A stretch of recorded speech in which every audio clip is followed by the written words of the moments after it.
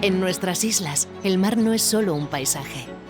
Es parte de nosotros, nuestra historia, nuestra esencia, nuestra identidad.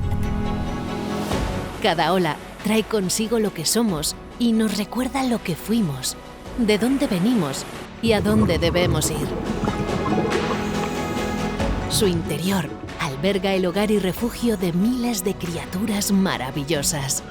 Su brisa es un murmullo al compromiso y a nuestra responsabilidad: protegerlo.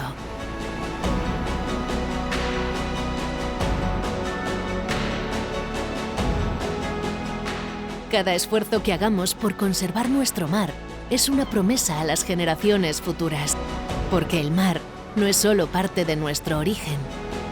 El mar és nuestra vida. Som de la mar.